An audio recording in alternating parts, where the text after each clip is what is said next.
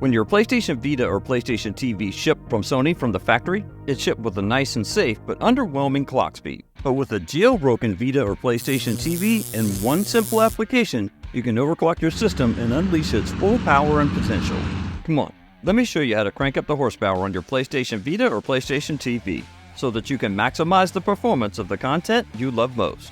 All of the magic here happens thanks to one single application called AutoPlugin II. I have it linked for you in the video description.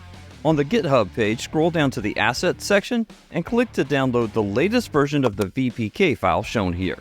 From the desktop on your computer, go ahead and open up a new File Explorer window and access your Downloads folder.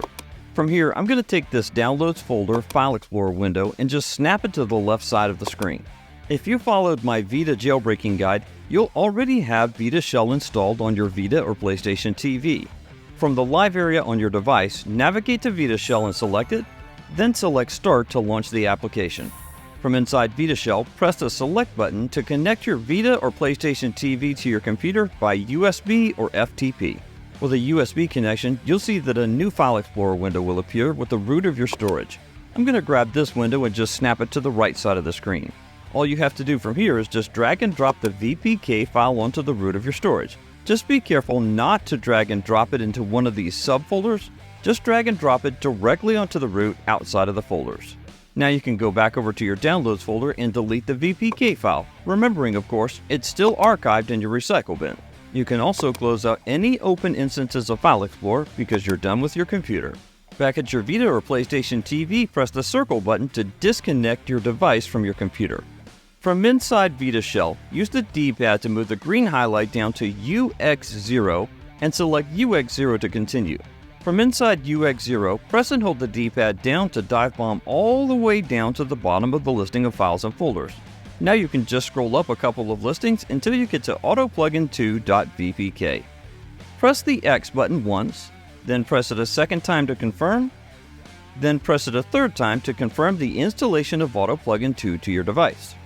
Once the installation process is complete, you don't need the VPK file on your device anymore. Press the triangle button, scroll down 3 times with the D-pad to delete, select delete, and at the confirmation, select yes to continue. You're done with Vita Shell. Press the PlayStation button on your device, then swipe from the right corner down on the touchscreen or press and hold the circle button to go back to the live area. Depending on how many applications you have in the live area, you might need to scroll down to see the AutoPlugin II application. Locate AutoPlugin II in your live area, select the bubble, then select Start to launch AutoPlugin II for the first time. From the main menu of AutoPlugin II, select Vita Plugins. Then from the sub-menu, select Install Plugins. From inside Install Plugins, scroll down until you see the listing for PSV Shell by 𝐿ectri. Select this listing from the choices, give your system a moment to load it, and you'll see some text on screen explaining what it does. We'll demystify all of this in just a moment. For now, just select OK to continue. Now that you have the plugin installed to your system, go back one level in the navigation in AutoPlugin II. For the changes to take effect, you'll need to restart your device. Press the Start button, and at the confirmation screen that appears, select OK to restart your device. Now that you've got the VSH plugin installed and up and running, let's get it activated on screen.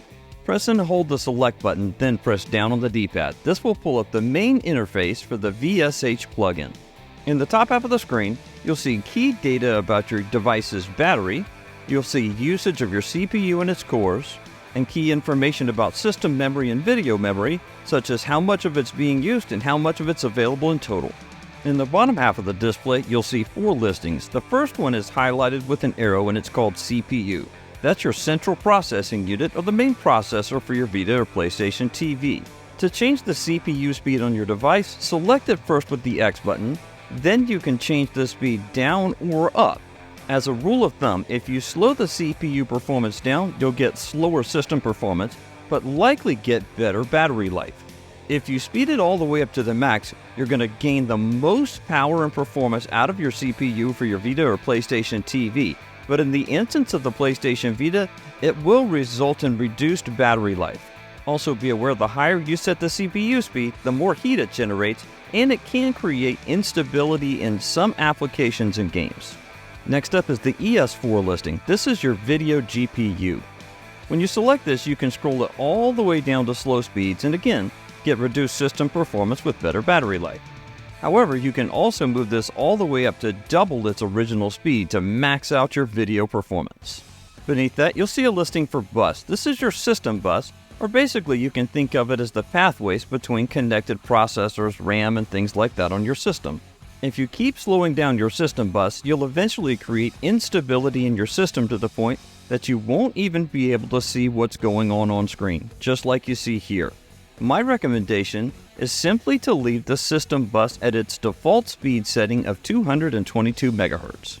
Next on the list is what's called the XBR, or the cross media bar. Since the Vita uses a live area, this is referring to the cross media bar for the PlayStation Portable emulation for applications like Adrenaline. You can slow the speed down on this a little bit, but there's generally not much of a need to. The better bet here is just to crank up the performance for the cross media bar for your PlayStation Portable emulation. What's really cool about this plugin is that you can save the configurations globally and on an individual game level for PlayStation Vita games. Scroll down and select Save Profile, and these changes will be locked in even when you restart your Vita or PlayStation TV. This isn't the only trick up this plugin sleeve though. Press and hold Select, then press up to close the main interface. Press up one more time, and you'll see a new pop-up appear in the top left corner. This gives you a condensed version of some key information for your CPU and GPU usage, and it also gives you a handy frame per second counter, which you can display on both commercial and homebrew applications. So what's the big benefit to all of this? You can absolutely use this plugin to increase frame rates for PlayStation Vita original first-party titles that aren't frame locked to say 30 frames per second. But I think the real power that comes from this is utilizing this for homebrew applications. A great example of this is overclocking your device to maximize performance in Android ports like Sonic CD. I like this game as an example because the main gameplay elements itself in the stages actually play really great and tend to be frame locked for the most part. It's when you get to the bonus stage that you see some significant slowdown.